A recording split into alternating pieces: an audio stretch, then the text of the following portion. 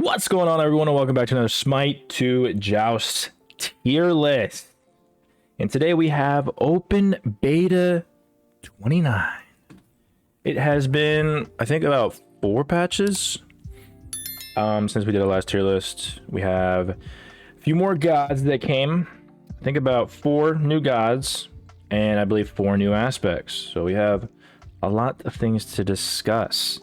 If you haven't been here before, what I usually do, which we're not doing today because I had a request to do this a certain different way, whatever. Well, usually what I would do is we'd go look at the previous tier list from, Open Beta 25, which is the last one, compare and contrast, and move these guys, up and down the tier list. However, today, because we're doing aspects, I am going to just start from scratch because there are, nuances and stuff with each god that I do cover but isn't physically seen when I talk about certain god. So we're going to go ahead and talk about aspects here as well. And I forgot to change the tier list, so I'll be right back. One sec. All right, and we're back with our designated tiers. That's more like it. So we have S plus tier, which is broken, pretty obvious. S tier is going to be your top picks. These are going to be the gods that you have that you're going to pick that are going to be, really good in that game mode. Arguably, if we had bans or, ranked, this would be, your ban tier, and I would be more inclined to put gods up here. But since we don't have any of that, they'll most likely just go on the top picks. A plus is going to be above average, so these ones are going to be better than your average pick tier, which is going to be down here, which is your average ones. You can make them work, but they're not going to be, all that great. And then B is just going to be meh. Just going to be meh, meaning not really good. I like to preface this a lot that you can make any god work or any team comp technically work. It just depends on who you go up against. But this tier is based on, we're looking at a general landscape of, a good player playing all these gods. And how they're gonna, work in a team, and how each are gonna, contribute to the team comparatively to others. It's basically all that is. And let's go ahead and get into this. I know that there's been a Prime Joust tournament recently, and this is kind of why I'm doing this. And I'm gonna be making a meta builds update soon about this as well. But there's a common theme that goes around what becomes meta, and a lot of that either is founded by competition, whether that's the SMITE Pro League or tournaments or something of the sort. With the SMITE 2 Prime tournament, we learned a lot about what is meta.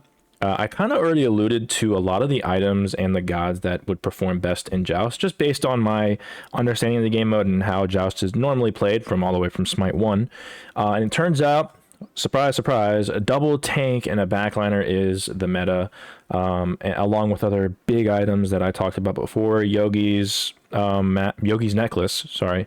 It was Yogi Mask in SMITE 1, but Yogi's Necklace, Spirit Negation, all these other items that just make a tank so tanky and also kill the backline. One thing I didn't actually figure out until then was that the backliner that you're looking for isn't really a hunter per se. Now, there could be a backline hunter, but most of it were pretty safe free casting mages that do a lot of damage. So there you go. I've noticed a lot of gods here that we're going to be talking about here soon. So let's go ahead and get into it. First up, we have is Achilles. We saw a lot of Achilles in the Joust tournament. He's just really good. I think, like I said before, having an execute, meaning that, the last 1/3 of someone's health is just kind of free as long as you hit your ult. Is crucial, especially going up against double tank team comps. Now, that's not what you're necessarily going to see in regular comps, when you're just playing casual Joust. But if you're going to go against what's the best, Achilles is just going to be able to kill those tanks pretty easily. You just get them down to 1/3 health and they die, especially with squishies as well, too. It's a lot easier to do that. He can just free cast a backline. He's so good. We're going to go a little bit quicker because we do have aspects, which means an extra, 76 other gods, basically. Achilles aspect I'm not gonna put it in bad because it's still Achilles, and you still have everything that Achilles has. But like, you kind of want to play this. There's really no point of having an Achilles aspect in Joust, as a combat dodge recast after a single strike of jungle monster or boss, which there are barely any in there. So that's literally just like you're nerfing yourself for no reason. I guess you can make it technically work, but like this is supposed to be a jungle aspect for Conquest. So this is, honestly, I'm gonna put it in mad because it's just there's literally no point in going this at all. Agni, we saw a little bit of Agni. I'm gonna put him in A+. This is regular Agni, so we saw a little bit of Agni from the backline, not too many. Once you got to like the last teams, you know, there's a lot of SVL players in there, and surprise, surprise, Paul happened, and Tegvir won the tournament. You know, he does a lot of damage. He's very safe in the back line. You know, he doesn't have CC immunity, but you're in a game mode called Joust, so you can just buy the beads upgrade, or one of your tanks can buy the beads upgrade, or you can, you know, you can get Aegis, whatever. You know, there's a lot of things that you can do with him to make him safer in Joust, even though he already is pretty safe. So he's not the top of the line, top of the food chain, but he is going to be the A+. Agni aspect, I'm gonna put him along this side too. I think he's better than regular Agni in Joust. I've been seeing a lot of tank Agni, which is kind of funny, and it makes sense. It works. You know, you get your damage, all your basic attacks now ignite enemies, dealing damage over time and stacking 5 times. Flame Wave and Rain Dance consume ignites, deal a burst of damage. And if you're going auto attack, hybrid or tanky Agni, you can get the damage off with your autos a lot easier. And I've been seeing that a lot more. I'm almost contemplating putting an S, but you know, I'll just put him top A+. He's better than Agni. Aladdin, I'll also put an A+. You didn't really see him a lot in the tournament, but you did see him. You still do see him occasionally, and he does so much damage, even to the tanks. His mobility, even after the nerfs, it's literally just the character that runs this. I'm gonna put him in A+ because he's harder to play. Depending on how good you are with a god like Aladdin, I put it, you know, average to meh, all the way up to S to broken, depending on who you're playing with. But overall, at like a level playing field, I think Aladdin is just going to be a little bit above average in terms of all your, you know, your jungler, assassin type gods. Amaterasu, I'm just going to put an average. She's not really that good. A lot of melee attack speed gods just aren't really that good right now in Joust. Yeah, she's not all that great. I mean, I'm just trying to think about, she's really only good when there's like a certain item that's in the meta that, you know, rolls around attack speed or makes her just incredibly good. Or they buff her kit, which they haven't done that in a while, and the items aren't all that great right now. Her kit is fine, but I think depending on what's in the meta, it will dictate how good she is, and that's kind of just been the same thing with her and Bellona, really. Same thing with her aspect. I put her aspect slightly below the regular Amma. It still can do things. You're just kind of, I mean, you're still basically the same character. It's just like certain things are different. Your one is now, what does it give? Haste, movement speed, and basic attack power, which can be good, but no longer heals. So it's like you're doing more damage, but you know, Amma or Joust is all about sustain and stuff like that, being as tanky as possible. So it's like not the greatest compared to that, but still does really good, I think. So I put her below, one below an average. On her, I'm gonna bring to A+, and I think I'm gonna go ahead and put on her aspect an A+ too. I don't think his aspect changes him all that much. I probably put actually. Man, it really, you could go either way in terms of which is better, because his aspect, you don't get the debuff from his one anymore, which is really, really good. You kind of want that a lot because it allows you to do more damage. But at the same time, the aspect, if you're just consistently hitting autos, especially early game and late game, obviously, you know, you can sling in autos. But you're not gonna be doing as much damage with your one as you would with, you know, your non-aspect version. Overall, he's a really good god. I think he's one of the better hunters you can play. Super safe with his ult. He's a little bit harder to play. And not that his kit is, you know, what's the word? intensive towards the brain, I suppose, because his abilities are pretty simple. It's just whether or not you can hit your abilities and, you know, timing your leap and your ult. You know, it requires a little bit of more skill expression, I suppose. But otherwise, he can be really devastating into the backline, especially if you're going double tank. I saw him 1 or 2 times in the tourney, and it didn't really last. A lot of those teams lost. Anubis, I'm going to put in average. His buffs that he's recently gotten doesn't really change them that much. Doesn't make him that much more tankier. I only put him in average because you can do some things with him. Like if you get a level lead ahead, you know, this Anubis plays his cards right. He can do a lot of shit to your entire team, especially with the ult and everything. But most likely into a double tank team comp, you're just gonna die. You're just gonna get destroyed. He's just too open. He stands still too much with his ult. He can't really get away. He has no movement speed or get away. No movement speed. So like he just dies really. Into certain team comps, he's just like literally trash tier, but or B tier, whatever. Aphrodite, I'm gonna put an A+. I think she's still very good into that tank. As a tank, I mean. Depending on what team comp you have and, you know, who's the pilot behind the Aphrodite, I'd put her in S tier, but overall I think she's a really solid annoying god overall.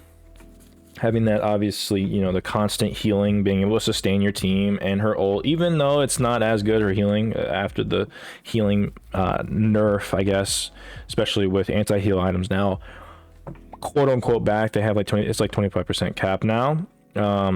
Still gonna make her healing a little bit less too, so, you know, I think she's still very good and can definitely play that tank role really well if you know, have a good team. Regular Apollo, I'm gonna put an average. Like, he can do certain things because he's still, you know, got his ult and can bring the entire team with him and with his +1s, and he can shred with your autos and stuff like that, but there's just better hunters, really. Now, Apollo Aspect, we saw a decent bit of this. Yeah, it's really good. You go like health oriented Golden Blade, you know, Berserkers, Shoguns, and you can even go like late game Tierfinger or Kins. Kins is really good against the tank team comps, even though Kins isn't as good in Smite 1 than it is in Smite 2, because, you know, healing a lot of health based. You can be super tanky without having a lot of health related items, so Kins isn't going to be as great, along with Kins not being as, I think, increase in percentage. I think it's like in Smite 2, it's like 3% of the god's health, or I can't remember. It's a percentage of the god's health plus a percentage of the item's health that the god has, which isn't as impactful as it was in Smite 1. You'd be able to smack in Smite 1 with like a Kin's backline. That's why hunters were OP in Smite 1 for a while. But overall, he's super tanky, does so much damage. With Golden Blade, his autos chunk, and then obviously his one is having 3 casts of those is crazy. And then, you know, once you get into his ult, I mean, like, you just dive in and you can just kill. Similar to this Apollo, but or non-aspect Apollo, but aspect Apollo, you're super tanky. Ares, I'm gonna put in top pick. I think he's just, I always say it, he's the anti-meta in terms of tanks. He's just gonna be able to shut down a lot of the you know, the good tanks, even some of the tanks that might be in broken tier, just because they don't have the ability to use their getaway, because he can just use his chain and chain them. And then obviously his ult, a lot of gods are picking up Aegis. We see that in Conquest and in Joust. You still, you know, see more beads in Joust sometimes, but you know, overall Ares is just going to be, and he just does so much damage. He just does so much damage as well. Aspect Ares, I'm gonna put in A+. Again, it's still Ares at the end of the day, but at not having his 2 give protections, regen, or affect allies kind of defeats that in Joust, because you're always near them, so your 2 is always going to be very beneficial. But him empowering his shield for his next basic attack, stunning the target and spreading damage to nearby enemies, that can still be pretty good. Obviously, I think regular Ares is better, but you can get some, you can do some things with him. He's still pretty good. Overall, he's still Ares, so he's still gonna be able to ult and do a fuck ton of damage. And And on top of that, he still gets a stuns. And it's not like he's losing, or he's not like he's gaining something stupid. He's gaining a stun. You just have to get near them and auto them, which is a little easier said than done in Joust because there was a lot of CC. Regular Artemis, I'm going to put in A. I still think Artemis, very similar to Anubis. He's better than Anubis, I think. Or she's better than Anubis, I think. But she just dies, really. I think you have to have a specific team comp for her to make her work more often than not. She does have a movement speed stim in her too, and she does have an CC immune ult. So depending on like the team comp, I could see A+, but she doesn't have like a true getaway. So if you, I mean, she does have a brute in her one as well. If you can, you just got to be a really good Artemis to make her work, I think. And really position well. She just gets destroyed by like the, you know, the tanks and stuff like that. So Artemis, I think, is slightly worse than Aspect Artemis. Aspect Artemis is slightly worse than regular Artemis because I really like the root in her one. I believe it's a cripple as well, so you can't move either. And you heal and do damage, which is super hard to get, you know, super easy to get away from in Joust. I feel like still good, but let me do that. Still good. You can still, you know, it's just what you want more of. You can heal more with her aspect, but you lose the cripple, which is super beneficial. I can't tell you how many times I played at aspect Artemis, Jesus, and I've hit them with my one, but I realized, oh, they don't get rooted, and so they live. And Joust is all about CC and being able to, you know, chain them and kill them. So Artio, I'm gonna put Artio in S tier. You saw a lot of her as well, actually. She was the biggest one here. She's just able to do a lot of, in the tournament I'm referring to, she's just able to do a lot of damage. She's super safe. A lot of the things that I was watching was basically two tanks running after the backline and then killing them, and whoever can do that better won the game. So when you're an RDO, being able to backline the enemy team with your 3, and you're able to your 3 in your human form and then your 3 to chase them in your bear form, and you just do so much damage while being the tankiest guy or tankiest girl in the world, while also being able to heal you and your team, it's kind of crazy. So RDO is definitely a top pick. Now Aspect RDO I'm going to put a little bit below because she's really good in her human form in Joust, but not being able to have that getaway in Joust when you're getting stunned all the time kind of sucks. Now the ult that RDO has is pretty good in the Aspect, but I don't think it outshines what regular RDO can do in her regular bear form. And the bear form in Aspect is just trash in Joust. It's just absolutely trash in my opinion. So I think regular RDO is better, and on Aspects probably a little bit below. Athena, I'm going to put an average. She just doesn't do damage quite like a lot of the other tanks can do, like I've always said before. However, she can do some things in a certain team comps. But overall, you want tanks that are able to have a lot of CC, which she has. She is one of the best CCs in the game. But because she has that, she doesn't really do too much damage. She can do an okay amount of damage, but she can't kill a backliner. If you use your 2-3 on a backliner, that's it. You're done. You don't, I mean, you can auto them, I guess, but like, that's about it. Now you can get stuff done with that, obviously, if you 2 them and are able to do a bunch of damage, or if you're able to 2 them into your team and they're able to do a bunch of damage, your teammates, then, you know, you can just win the game off that. But realistically, that's not going to happen a lot of the times. Into like a lot of these other gods at a baseline understanding that you're not playing against bombs, really. Because if you're playing against bums, which is this is not this is about, then you can kind of go anywhere, really. So Aspect Athena, this is more supposed to be like a jungle based one, because you don't, I feel like you kind of just, this is just meh. Defender when it's not targets visible enemy god. Yeah, you hit the enemy, right? You go to an enemy. Dealing no landing damage, but cause the enemy to take increased damage while Athena is channeling. It's just not. You would rather just have the Athena. I can't tell you how many times I've seen an Athena ult and save their teammate. You would just rather have this. So this is just trash. Oelix is gonna go into meh.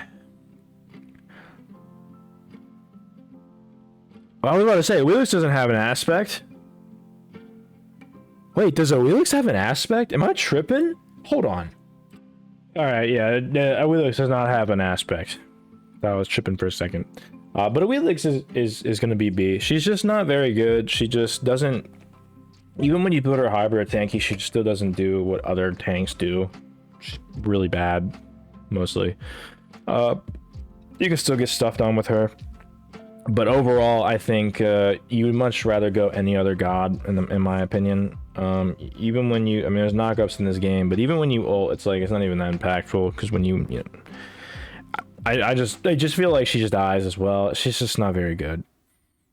Bacchus, on the other hand, is one of your staple gods. Bacchus is going to be A+. I saw him in Eternity a little bit as well. He's just not as good as a lot of the other gods. A lot of the other gods that were banned, he was able to slip through. But Bacchus is just an all-around good, above average tank. He has a lot of damage in all of his kit, his ult 3 and 2. His ult, or I mean, he has some decent CC in his 3 and his 2, which combo really well with a lot of extra damage in the back line. He's just overall a really good pick. You can kind of play him into every single team comp. He's just like your staple Joust god, in my opinion. Aspect Bacchus isn't as good. You kind of want the protections, but I wouldn't say he's terrible, because you don't really lose too much with his regular kit. When you go Aspect, it's just you lose some protections and you get strength instead, which means you can auto more, which you can do with like his 2 and still be, you know, be tanky. 2 auto and stuff like that. So you can do some stuff with him. But I think regular Bacchus you want the protections for. You're not too worried about, at least in a team comp, you're not too worried about doing extra damage. You really want to do like, in exchange for protections, you really want to be able to just set up for your team comp, you know, do your thing while they're also doing their thing and they just die. The enemy. Baron I saw a little bit of in the Joust tournament. He is really good too right now. And whenever I see him, he's just so, my God, he just doesn't die. I would say regular Baron is a little bit below Aspect Baron, just because Aspect Baron, you're able to go full tank while also doing extra damage with this aspect. Even though you should be able to do more damage, you know, as a regular Baron with the aspect, but with Aspect Baron, even though you lose the heal to your team, having a heal for yourself while also being just as tanky as you would be if you were to go full defense hybrid Baron non-aspect is just so much better in my opinion. So I'd put him in S tier. Next up we have is Cabroken. He was seeing a lot in Joust tournaments as well. A lot of scrims as well too. He does what you'd expect to see him do in Joust. I think I put him in A+ last tier list, but he got through a lot in terms of bans while also being able to just fit in that team comp really well. I think Cabroken, definitely one of your best tanks right now. His ult obviously traps them. He does some decent damage. Well, actually decent bit of damage. He does a lot of damage, which makes him even better too. Is being able to stun lock them while also doing damage with his +1s and stuff like that make him really good. Non-aspect or aspect Cabroken, I'd probably put an average. He just dies. You got to get in with his ability or his ult. With his, God, I can't talk today. With his kit, the only thing you don't have to is his 3, but like that's such a non-factor when you're talking about team comp. And when he gets in, he just dies. He just dies. Now this might be one of my, you know, the ones I got wrong. Cerberus, I used to put into B. However, I think he is arguably one of the better tanks. And I've played him a lot, and there should be a video coming out about, you know, how good he actually is. But I played him. Someone told me, they were like, yeah, you disrespected him. I was like, damn, maybe I have, because I was watching a lot of scrims and Cerberus was being played a lot. I don't think he's the best tank, but I do think he is a lot better than I give him credit for. A lot better. He's definitely, arguably, depending on team comp, he's S tier. He does so much damage. When I was playing him, and every time I had a Cerberus on my team, I just never felt his impact. Maybe I was just playing with the wrong people every single game that I had him, and every time I played him. But he just felt so unimpactful until I started playing him, and I was able to just half hit people with my 2-1 combo. And I'm like, what? When did he start doing this? Did he always do this? Am I tripping? Clearly I am, because he's actually really good.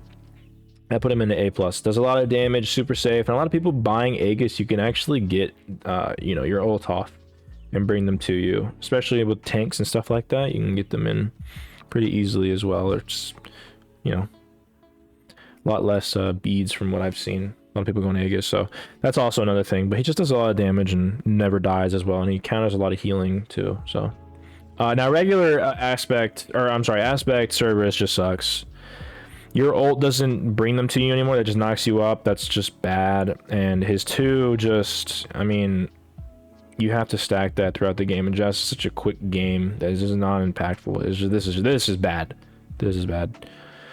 Cernos, I'm gonna put in average. He's just an average hunter that doesn't do too much. There's better hunters you can go. Doesn't have a CC immune ult. Does decent damage. His dash is okay.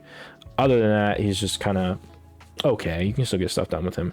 Aspect Turnanos is trash. Until someone proves me otherwise, he just, this is a jungle, and you can actually go hybrid. So maybe I can see him in average as well, but I played him aspect hybrid, and even with that build, he's just kind of mid. Mid, more just like bad, really. He just doesn't do much. It takes a while for him to get online. When he does get online, he just doesn't do much.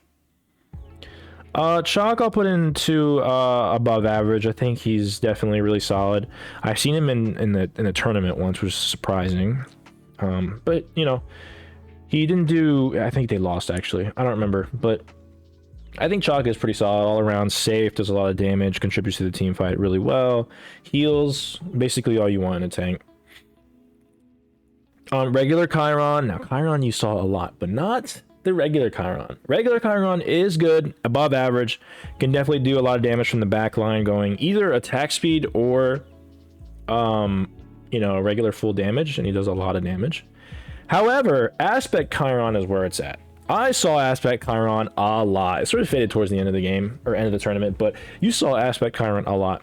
Being able to go a similar build with like Apollo, I mean, think of it just like Apollo. You just go Golden Blade, attack speed, and with his aspect, you know, healing your team and everything like that. I mean, come on, man. His ult giving shields to your teammate. I mean, he's able to just run down enemies. You go into like a Tearfinger or Kin's late game into the tanks. It's really good. He's super tanky. He does a lot of damage. He's just really one of your best tanks, in my opinion, right now. All right, now we have aspect. Chalk, I don't think is as good. I think it's worse. Not being able to have that sustain kind of makes him not as impactful. Rain Dance no longer heals or grants overflow stacks, but damages enemies. And the damage isn't even all that great anyways. So it's like, why would you go that? So I think it's just a step down from Chalk. Cupid, I think, is... Cupid...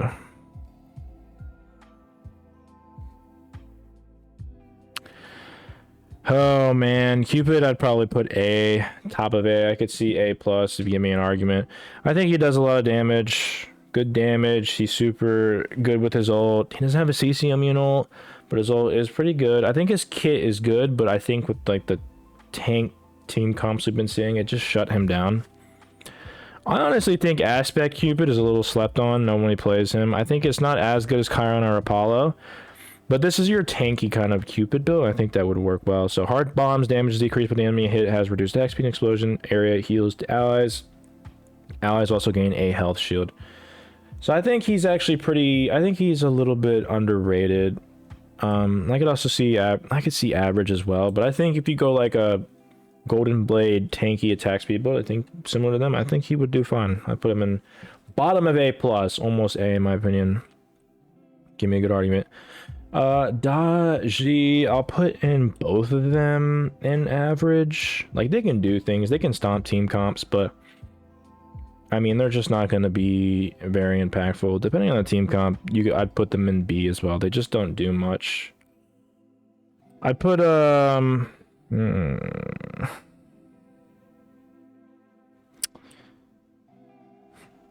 man, I honestly put aspect probably in B. I could argue honestly, like, they're low A, like they could be B as well. They just don't do much. They have their, she has her ult and she can go tanky, hybridy, but even then she's just not as good as the others. Donza Burrow, I'm gonna put in A as well, top of A, and I'm gonna put his.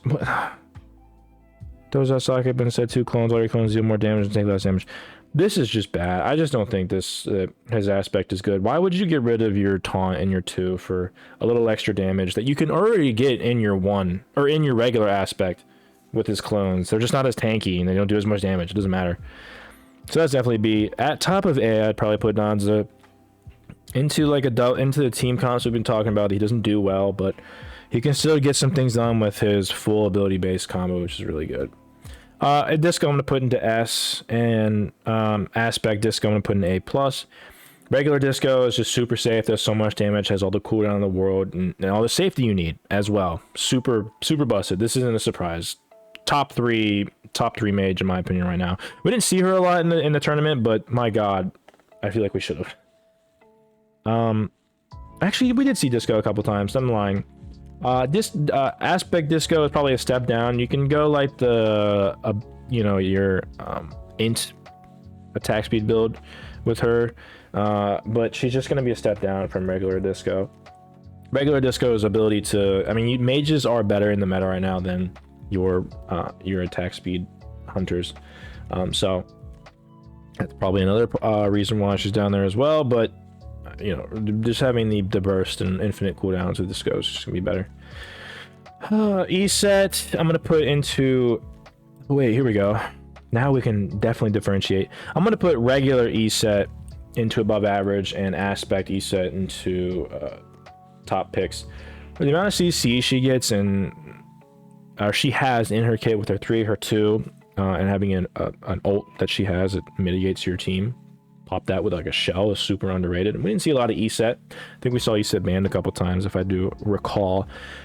She just does so much while also being able to heal your team comp, give your team shells by simply throwing out your 3. You don't even need to hit a god with your 3. You just throw it out.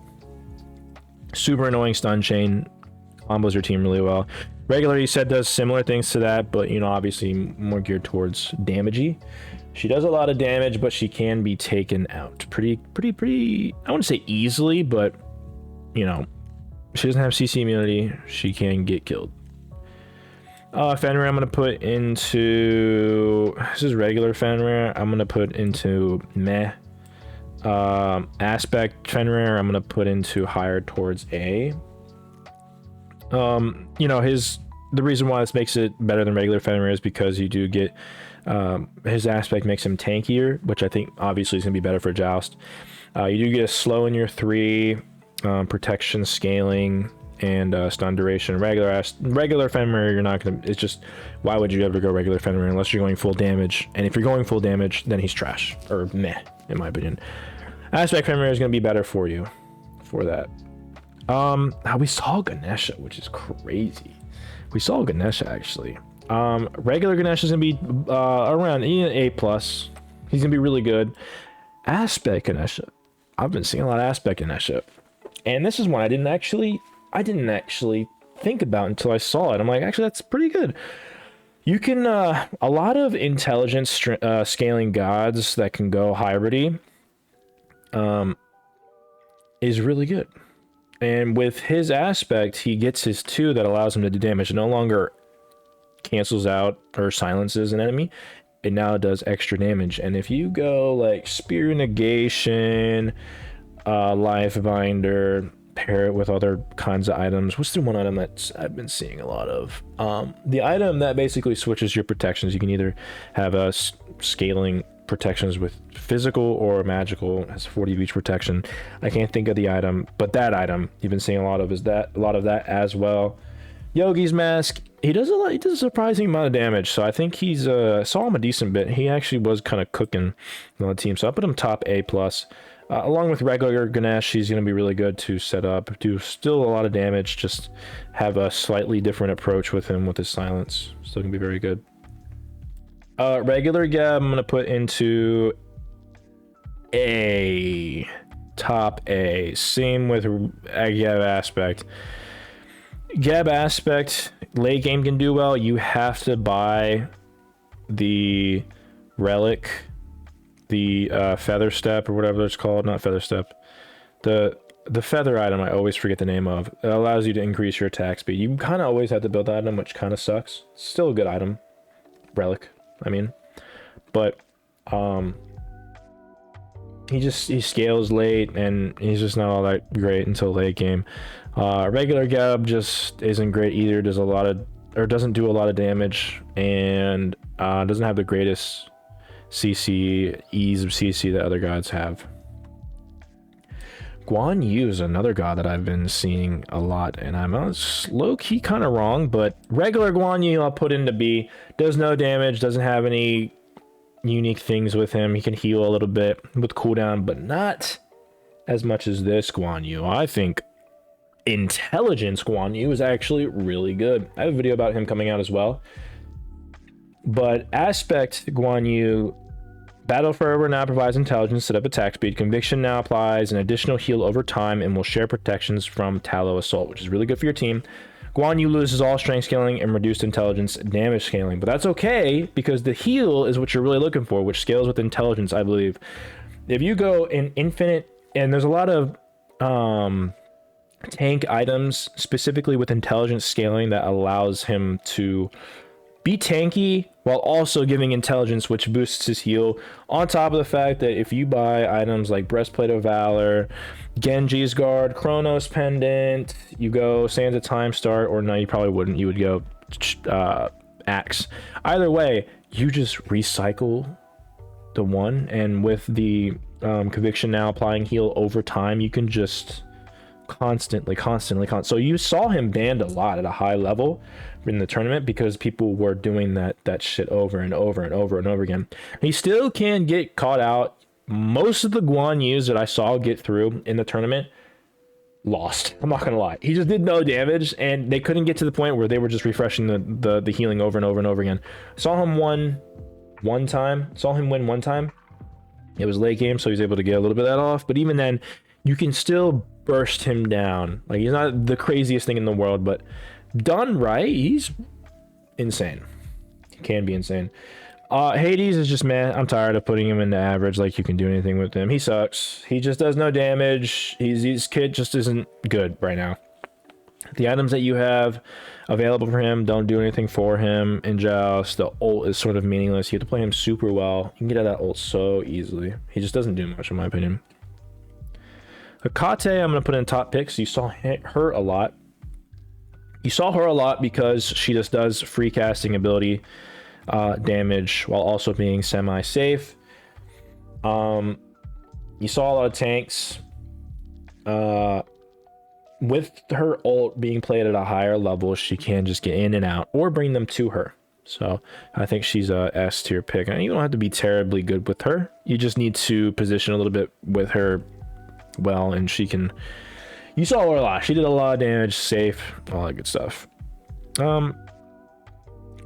Aspect Hecate just isn't as good. I'd probably put her in A+ because she still does Hecate things. A+, because it really just changes her to where now someone uses ability automatically, targets them. But they nerfed the shit out of that a while back to where it doesn't do as much damage. It's not as brutal. Hercules, I'm gonna put in S tier. He's been your best warrior for a while. Regular Hercules, I would just put in. I've got to imagine. I want to put him in meh because it's just a worse version of Hercules, but it's still Hercules at the end of the day. And with that same kind of mindset, I might have to change Achilles as well. But Hercules, I guess I'll put into... Because you no longer heal based off damage taken. Oh wait, mitigate wounds no longer heals based on damage taken or provides attack speed. Instead, you gain a stack when you're near allied gods taking damage from basic attacks. It's just like, and you heal allied gods. It's so unimpactful. I don't think it ruins him, but like it's not good. You would just rather go regular Hercules.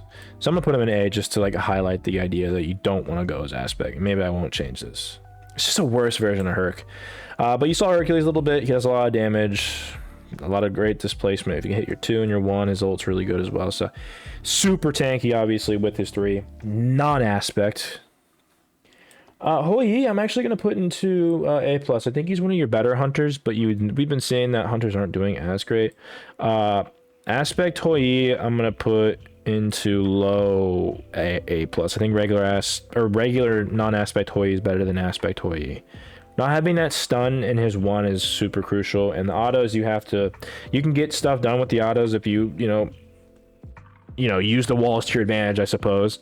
But I think regular aspect Hou Yi is better. Non-aspect Hou Yi, oh my god, is better.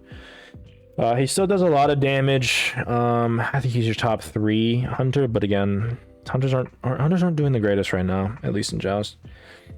Mulan, I'm gonna put into A+. We saw Mulan a little bit, and she did okay, nothing crazy. But we didn't. It's very similar to like Bacchus. Like we saw them, they did okay, but they weren't like meta defining. So I put her in A+. She's still very good with her grab, her CC immune ult. Setup is great, and her damage is obviously really good as well. Non-aspect Hunbats I'm gonna put into like mid A. Aspect Hunbats I'm gonna put into A+. Not top of A, but middle of A+. We saw Adapting play him a lot. He did fine. Very similar to Mulan and Bacchus. I knew what he was doing with it. He was trying to get to the backline and kill them, especially with the stun. That makes him a lot better in Joust, because Joust is all about CC and CC chaining again, and being able to do a fuck ton of damage. You don't do as much damage, but that's okay. You're not looking for that with Aspect Hunbats. You're looking for the stun while also being super tanky, while also still doing enough damage to kill the backline or set up for damage for your tanks. Izanami I'm going to put into average.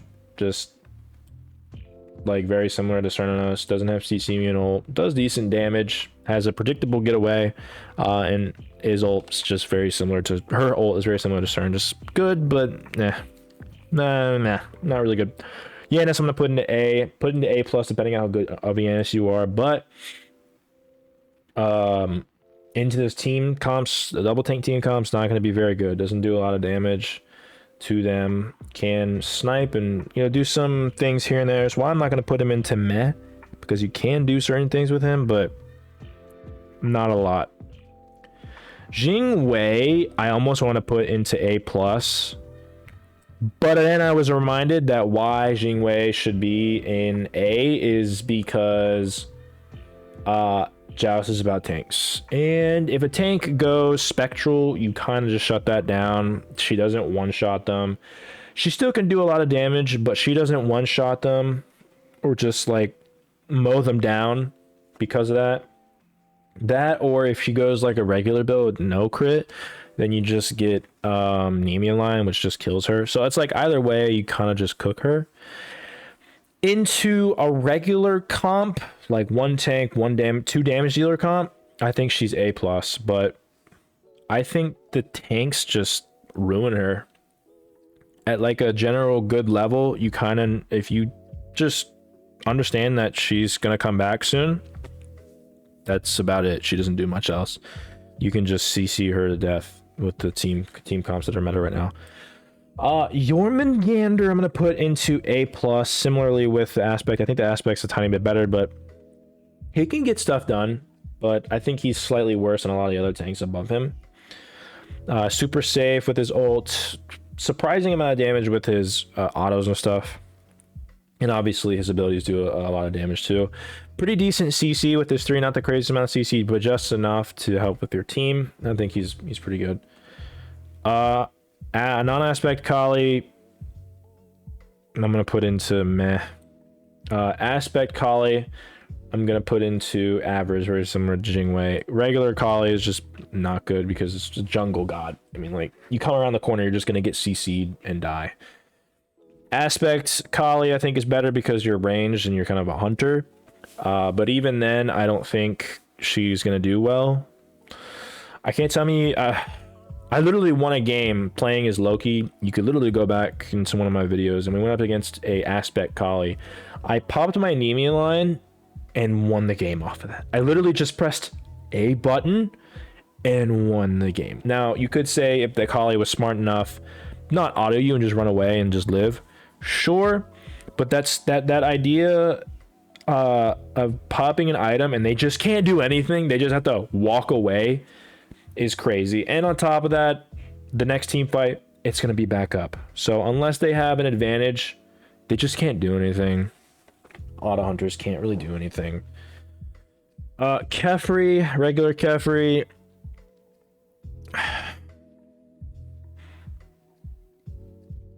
Do I dare put him in A?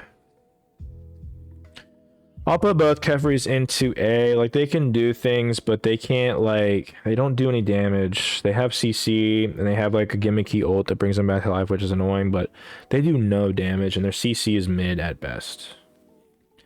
Cuckoo, regular aspect, non-aspect Cuckoo is average. Like, he can do things, but he's pretty mid. He's not going to do all that much. Now, aspect Cuckoo, on the other hand, people might not agree with me, but I think aspect Cuckoo is really good right now. You've been seeing it in Conquest a lot, going tanky, mana heavy items, because it still synergizes with his passive, having max amount of mana, doing more damage and stuff. This time, though, you know, his 1 doesn't go as far out. His 3 goes on top of him instead of far out with a regular Cuckoo. His ult's the same, and his 2 now becomes a dash. If you go an intelligence-based tanky / hybrid build focused on mana, you do a fuck ton of damage while also being tanky and having your cooldowns pretty fast. Breastplate, Genji's Book of Thoth. You've been seeing that a lot if you've seen him. I think that makes him actually better than regular Cuckoo and super annoying. He still can get caught out with his dash and stuff like that, so he's not like S tier, but he's still very good. Regular Loki, no, he's just not good. He can go invis. You're gonna see a lot of patterns here with a lot of like the jungle kind of gods not doing great, because Joust isn't about jungling and coming out of the cut and killing, because, you know, double tank or even regular team comps are gonna just a single lane. There's not much you can do about that. If you're out farming somewhere, you're losing farm via the 1 minion wave that you get, because there's only 4 buff camps. It's just not worth it going them. So Loki's just going to fall into that tree. Now, aspect Loki, I think, is A+, because he gets some mitigations. And scales his abilities off of health, and I believe protections. Yes, health and protections rather than its percentage increase. So you build tankier, you do more damage. He basically does very similar damage to a full damage Loki if you go full health and full protections in his aspect. That's not the same. He's not going to have all like the Heartseeker and the Titan's Bane to protections and proc items. But just going health and protections on him makes him do a lot of extra damage. And even though he doesn't go invisible in his 1, it doesn't matter. And on top of that, he gives your team mitigations. So it's like very good. So I say he's one of the better assassins in regards to his aspect. Medusa, I'm gonna put into S. We didn't see a lot of Medusa, but oh my god, she does so much damage and she's so annoying. You bring her into a double tank team comp, she just absolutely destroys. They buffed her at a point where I didn't think she needed a buff. I thought she was already solid at the time. She wasn't like the best in the world, but I felt like she was in a good spot. But now you can just like one shot with her. She does so much damage. And she already synergized really well with all the other tanks, or already in Joust, in tank team comp. But also, I mean, just having her ult just being able to hit all the time, because there's only 1 lane in Joust is super good. Mercury is gonna go B, top of B honestly, because you can make his tank work. Man, Low-key, I want to put him in A. I'm going to put him in A. You can make tanky Mercury work because of the CC and history and his ult. And you can go like, you know, what's the word I'm looking for? Attack speed. Go Golden Blade. Attack speed, tank, Merc is actually not bad. I'm not gonna lie. We did see a lot of Merlin. I think he isn't top S. I think he's probably top 5, if I had to guess. Aspect of Merlin's probably A. Just not as good. I don't know. I don't remember what happened, but his aspect was like the go-to. But not much anymore. You want the consistent Merlin stances with his Ice stance and Void stance. And he just does so much. We saw Merlin all over the place in the tourney. But again, Merlin is one of those gods where I think you need high skill ceiling with him. Being able to position well with him while also using your stances correctly, which we saw a lot of in the tournament because they're high-end players, makes him an S-tier pick in my opinion. However, a lot of skill-based gods at a general level, maybe you can call me inconsistent, I guess, but I like to keep this at a general, like, skill-wise sort of thing, where, like, generally speaking, we're thinking about people at similar skill levels is how I'm going to base it off of. But there's just certain gods that just, like Aladdin, Merlin, and Uller, that I just feel like are the exceptions. And I think Merlin is one of them. So I'm gonna put him in A+. If you're not really good with Merlin, he's like A. He takes a little bit to get online, but once he gets online, he's really, really good. But I'm gonna put him top A+. Mordred I'm gonna put into low A+. Same with his aspects. It's just kind of depending on what you want. I think aspect's probably a little bit better than regular Mordred, just because you can use your dash more consistently. He's very similar to like Juan Mulan. Does a lot of damage, can get in your face. Doesn't have the best amount of CC, but the damage that you have takes care of that, and I think he's probably A+. Morgan Le Fay, which is the newest god, I'm gonna put Jesus, in the top of average. She is so underwhelming. I can't believe it. She is so underwhelming. I played her several times and she just does no damage.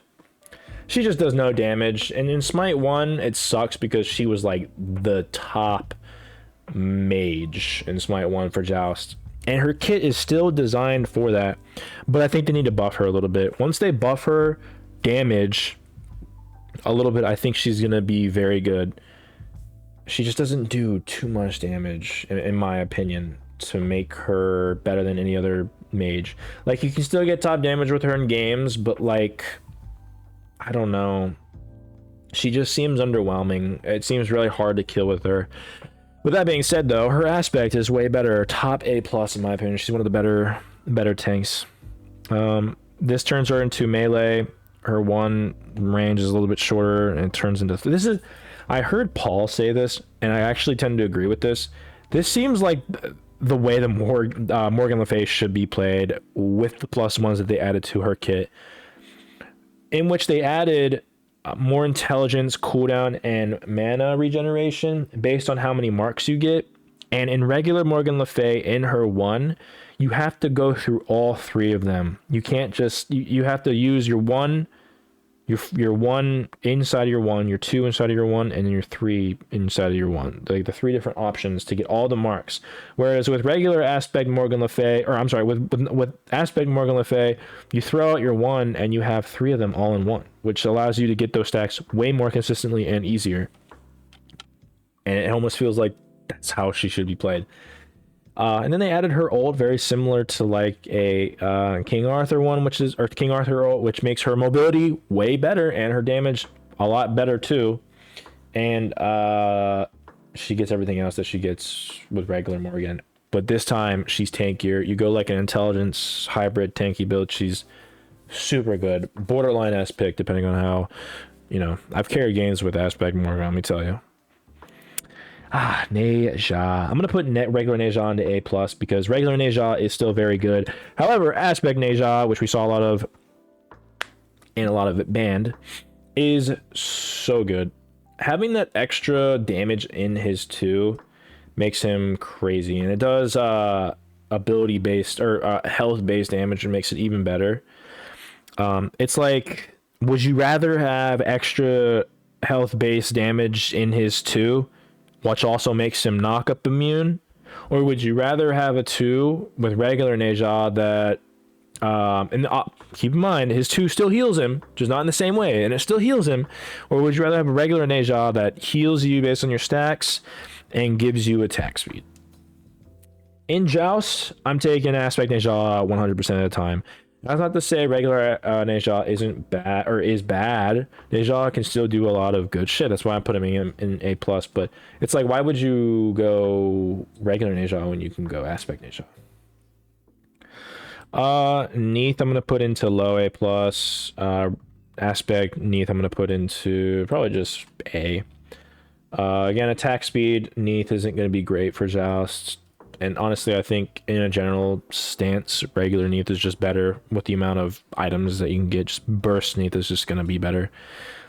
Haven't put in like low A+, because you can still catch her, but she's still like, you're just really good burst physical kind of god. Regular Nem, I'm going to put like A. Like, she's okay. But again, it's like you have access to Aspect Nemesis, which makes her tankier, and you just take a percentage of the god's current health with yours. So if you get low and you go against like a tank who has full health, you just get all that health back while also doing like 1,300 damage to someone. It's just not, it's a no-brainer with Nemesis Aspect. New Wall is going to go into low A as well as Aspect New Wall, low A. They don't do much. They're not safe at all. Both of them not safe. I'd probably put regular New Wall over Aspect New Wall, because Aspect New Wall is, you know, autos and stuff, which don't really matter as much. Regular New Wall can actually do some damage though, bursting and stuff like that. But overall, super not safe. Nut. Oh my god. Where do I put regular Nut? I'd probably put. Man, okay, I'll put Nut, regular Nut, low A+. I'm gonna put Nut Aspect top S tier, and I'll explain here. Regular Nut doesn't have the CC immunity that she not only gives to herself, but her teammate in Joust, which is super crazy. She doesn't have the constant mitigations while also just healing yourself with your passive. You can go full damage hybrid or full tank with Nut, it doesn't matter, and she just slaps. I usually tend, you can do what you want actually. I go full damage like lifesteal or full damage intelligence with Nut while going Aspect, but just because she has access to the CC immunity and her ult, which makes her even more safe. The mitigations make her heal more. It's like just a better overall than Nut. I think they gave her Aspect a little too much. There's supposed to be a trade-off, and as there is a trade-off, you can't add CC immunity, constant healing, and think that that's just going to be okay just because they reduce a little bit of the scaling. Like, CC immunity is crazy. Oh, and her 2 stuns? Right. Nut's really fucking good, and she was banned a lot of the times too. Odin, I'm going to put into A. I was about to say, I don't think Odin has an Aspect, right? No, he doesn't have an Aspect. Odin's really good right now. I think he's a really good solid tank with his ult. He does decent damage. He's sort of like a anti-meta in a way as well, because you can shut down a lot of those gods that have mobility. You can trap them. A lot of gods who heal, you can trap them. They can't heal anymore. Again, though, Shell exists, so you can just kind of get out of it. So I'm gonna put him A+ though. Osiris. Yeah. Osiris, I'm gonna put into A+. Now, Aspect of Osiris, I'm gonna put in S tier. This is another god you saw a fuck ton of, and I'm gonna have a video of him coming out too soon. the amount of ones you can throw out if you just go full intelligence, you can even go throw in a prophetic cloak, but like Spear of Negation, Life Binder, Helm of Radiance, Glad Shield, Chronos Pendant, like it's just, oh my god, it's actually so good. And you saw him a lot of all the time, and I knew he was so good. I didn't put him on the tier list because I didn't see it. Like once you feel something, but you don't actually, at least for me, I didn't actually see it until I saw like high-end players abusing him. And I'm like, my god. And when I mean high players, I mean like the best of the best. Like SBL players were in there, all of them. The best of the best Joust players was in that tourney. So, and you saw him a lot, specifically with the aspect. Now, I'm not to say his regular form isn't good. It's still very good, but his aspect's just way better. It's just so better. If you haven't played him in his aspect, you should. Regular Pele, I'm gonna put into probably average, low average. It's kind of a similar thing with Pele aspects. Like, why would you go regular Pele in Joust when you have aspect Pele, which literally just makes you tankier while also doing a lot of damage? I actually been sleeping on Pele. I think Pele's actually not bad with the aspect. I could see an argument for top A, but I've been playing Pele and she's okay. She's okay. Again, I could see top of A, but she can do a lot of damage. She can get to the back line with her 2+1, her ult CC immunity, get to the back line. It's not a terrible pick, I'm not gonna lie, but again, I can see an argument for top of regular A. Poseidon, I'm gonna put into top of A, both of them. I think the regular Poseidon is probably better. I haven't tested out too much of the new change to the 1 crit item that basically transfers 66% of your intelligence to strength. I always forget the names of things, but I can tell you which each item does. It's wild. But I think he's just not safe enough. You can Aegis his ult in his 3. At that point, he's just kind of meh. So I'd be curious to see how good it would be if he went that 1 crit item full intelligence to see if the autos would do enough. But overall, just not safe. Princess Bari, I knew it. I saw Paul play Princess Bari, and he went Dicko mode. A lot of people didn't like Princess Bari, and she's a little bit harder to play, but I still think she's the best. I say she's harder to play only because I've heard other people say that she's harder to play, but I just don't think she is. Her kit is very intuitive. The only hard part is her, I don't know what you call it. I don't remember what the word is. Her Mystic Surge, that's what it's called. Her Mystic Surge. Using which ability to use when you get that Mystic Surge by either going up to 100 and then having an extra one, or just throwing out your ult and getting one automatically. But a lot of the times you just want to throw out your ball. Like, you do so much damage when you double tap your ball. If you play your cards correctly, you have your 1 on cooldown, you get your Mystic Surge, and after you throw out both of those, you throw out your ult, and then you get another one. You do so much burst damage. Her ult saves her team. She does so much damage. You just gotta position well, and I guess maybe that's where the disconnect is, on top of the Mystic Surge. I don't know, but she's so good. She is so good. She does so much damage, and she has so much team utility too with her ult. Ra, I'm gonna put into low A+. Same with his aspect. I think his aspect's probably a little bit better just because of his tankiness, but he's a very easy, I could see an argument for A because he's not as safe, but I think he's bottom A+ because he has a CC immune ults, and he has an aspect that's actually Joust, not Joust specific, but very good in Joust, going like a tanky intelligence Ra, healing your team and stuff like that. Rama, I'm gonna put both of them into A. You don't really see a lot of Rama aspects, not the greatest.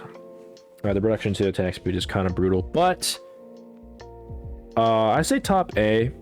Depending on the team comp, I could see him A+. I think people sleep on Rama a little too much.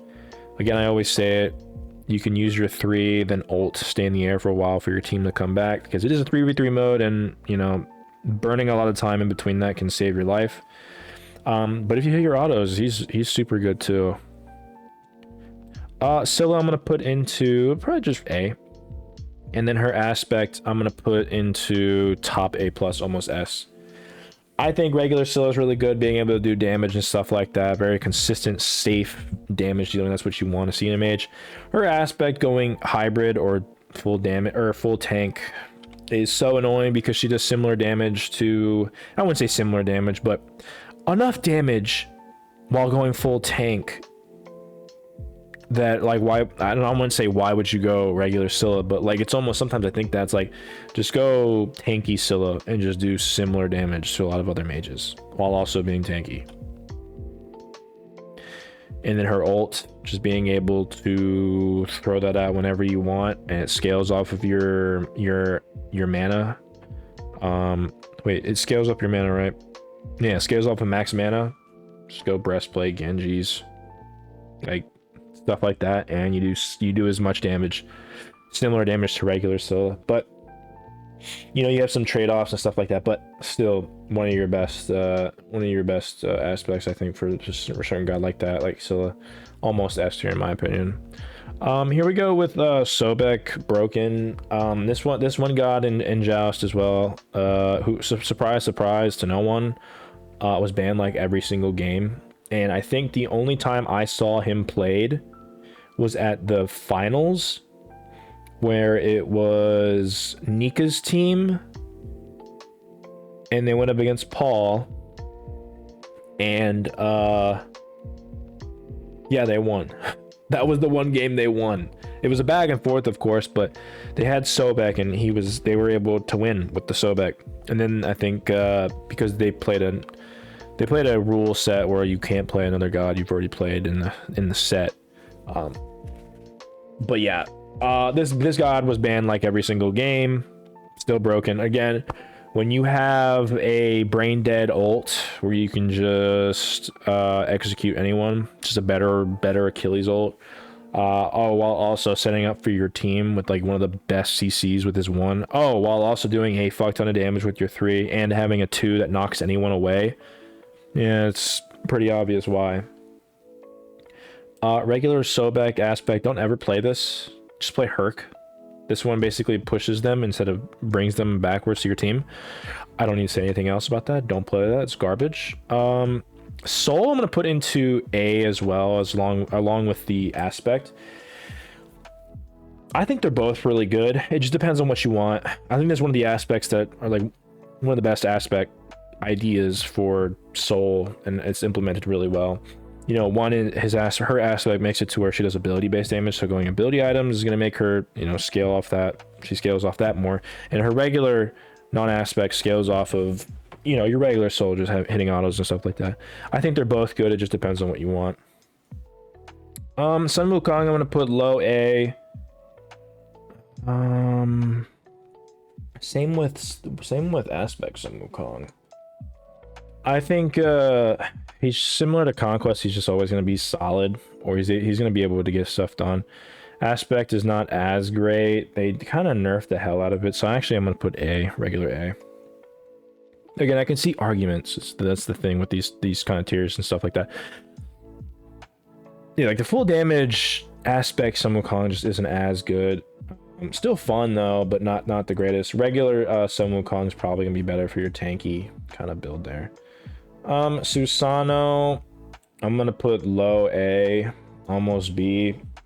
Again, similar thing with the junglers and the assassins. They're just not gonna be good. He just gets CC to death and dies, basically. He has no CC immunity.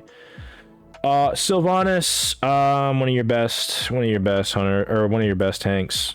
The one thing I said from Smite 2 to Smite 1 is that Sylvanas this doesn't seem like he's doing as much damage as he did in Smite 1 compared to Smite 2, and I think that's the biggest thing. Aspect Sylvanas is probably low, just middle A. Just not as good. Not being able to grab them to you is the biggest thing here. Throwing out your root and your 3, which he was able to do in Smite 1, is really good. His ult just seems like it does so much more damage and it knocks up higher. Maybe I'm wrong, but I just feel like, at least in terms of the knock-up part, the damage, though, he does way more damage than Smite 2.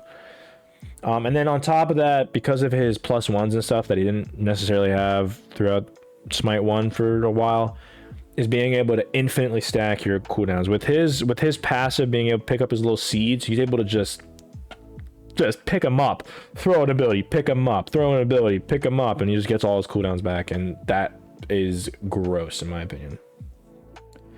Regular Thanos trash, not really good. Sorry, I don't mean trash. Again, you can make everything work, but just meh. And then I would say similarly too with the aspects, just not as good either. It's better because it's more aligned with the. It's just his kit though. It makes him tankier. It's just his kit. You don't really, you just die really. He can ult and stuff, but you gotta time that well, and it's just not worth it. The Morgan I probably put into A, and the Morgan aspect I probably put a little bit higher in A. And that's just because you can do more things with her clone. You can throw out your clone and like teleport to it and get to the back line and stuff like that. So it's probably better than regular Morgan. But Morgan was one of those characters you have to be really good at to make work. Like I've seen some really good Morgans and I put them at like A+. But I've seen some really bad Morgans and I put them at like B. Being able to understand every single god, which god to play during that time when you transform is super imperative as well. Which a lot of people just don't really do well. Other than that, she just has mid damage and doesn't really have much besides that. So you gotta play that really well. Regular Thor I'd probably put in top A. Aspect Thor I'd probably put in top A+. We saw Thor a couple of times and he was doing pretty well. Again, his aspect makes him tankier. Which is what you want for Joust, while also doing a fuck ton of damage as well, building protections and stuff, and healing. Just a bunch of sustained damage. Being able to get to that backline is gonna be crucial. So being tanky and doing extra damage is gonna make the aspect a lot better. Again, Thor can be good, but it's like you already built Thor tanky, so just go aspect. Tsukiyomi I'm gonna put into A. You can do some things with him. His aspect's gonna be low A. He does a lot of damage. He gets in there, does a lot of damage, and then dies. Gets a kill and then dies. In Joust, though, it just seems like he gets in there, does a lot of damage, doesn't get the kill, and then dies. He gets CC'd a lot, too, so... a lot of his stuff can be interrupted with his 2. A lot of his autos as well. Uller I'm going to put into A+, very similar to... what's the other guy that I put in here that I put... wait, which god is it? There was a god, Aladdin, I guess. Oh, there's another god in here. Merlin. I think Uller is a higher skill ceiling than Merlin because you do have to, all those abilities are pretty easy to understand. You have to hit them, which is a lot harder to do. So if you're really good Merlin, again, I say this all the time, you could be S tier. If you're really bad, he's like average B tier. But overall, I like to put him in the middle because even at an okay level play, he's still really good. Similar to Merlin and Aladdin. Vulcan, I'm going to put in top A as well. He's one of your better mages right now, too. Aspect Vulcan, probably a tier, not a tier below, but like low A+. He's still very good. I can see an argument for A. He's tankier, but and that's good and all. It makes him good, but I think regular Vulcan is just gonna do better for you. If you play him well, he does an absolute fuck ton of damage while also being safe. Whereas like Aspect Vulcan, you kind of play him the same. You know, you're a little bit more in there, obviously, and you're able to take more damage. He just doesn't do as much damage. So you can't do too much, but you can do some tech stuff with like his turrets and his thumper. So I can see it, but I think it's like a little bit below. Xbalanque I think is still top 3 hunters. Aspect is not nearly as good. I'm putting him into A. They changed his ult now to where before you would throw out your 2 ults, be able to throw out your 2 again, and it would do so much damage. They changed that where that doesn't exist anymore. So you just ult and you don't get another cast of it, which sucks. Kind of destroys him, in my opinion. However, regular Xbalanque, I think, is one of your best hunters. In Joust, he was always pretty good. Or at least, no, I don't want to say always, but he was always solid towards the end of Joust and SMITE 1. And I think with his kit being very similar, if not better, because of his ult changes, making them walk outside of this bubble, the black bubble, you know, they get slowed and stuff. So I still think he's one of your top 3 hunters. If you go the upgraded feather relic, I don't know what it's called. I always forget, but you know what I'm talking about. You can actually destroy with him, just never missing an auto, really. Yamoja I'm gonna put into A, and then aspect Yamoja I'm gonna put into A plus. I'm not gonna put her aspect in the S tier because she can, if you target her, she can get shut down. She doesn't have CC immunity, so you have to, if you don't have bees and you buy Aegis, which is currently the meta right now, just go Aegis. It is it's so hard to get away from like those tanks and stuff. Regular Emoja I think has the capability of being A plus to an S tier pick. One of the harder gods to play though. You have to play at a high level, and most people don't. And at the current level that she plays at, I think she's maybe top A, low A plus. Ymir I'll put in low A plus. He can get stuff done with his changes to his +1 with his wall. He's able to get out a little bit easier. Good CC, long CC, pretty decent damage. You got some tech things with like Scepter of Dominion, which I've showed before, so you can do stuff like that. But in certain team comps, he just doesn't do as much damage, so I could see an argument for A. Yeah, I'm gonna put him A. Fuck it, I'm gonna put him top of A. Zeus, I'm gonna put into A plus as well, probably middle way. I think he does a lot of damage, a lot of good damage. He's can get caught out a lot. I think I saw Paul play Zeus. The biggest key is playing positioning. If you're a really good Zeus, he's like S tier. If you're a middle of the way Zeus, I mean, he's still very good, but not the greatest, so I'd put him like average. But like a solid Zeus, you can get some stuff done with him. You can honestly go hybrid with him too, is what I've seen as well. I think once more tanks come, I'd probably put him towards lower A plus. Once more tanks come, I think that he's probably gonna slowly fall off. I feel like he's already been like that. I really thought he was really good back in the day before there were other tanks like Sylvanas and shit like that. But that is that, and there you go. The aspect of Wheelix and Odin. What the fuck is this? Anyways, there you go. So as you can see, most of your gods are going to be in that A plus to average with the aspects. Decent bit in B, a decent bit in S, and really the only god, in my opinion, that's going to stay up there is going to be Sobek. He was just so disgusting. So there you go with this. I usually is the part where I compare and contrast. We will next time, but since this is the first time I was doing aspects, you know, we're not going to do that. But because you can't see everything, I'm just going to do this, maybe, and we'll leave it at, let me see if I can get it. We'll leave it at that. So it's a little bit smaller, but you can take a screenshot of this if you wanted to, just to get an idea. Or if you just wanted to skip to the end to get an idea of what this is. Tell me what you guys think of doing the aspect. I had to go a little bit faster. It's still going to be a relatively long video like it usually is.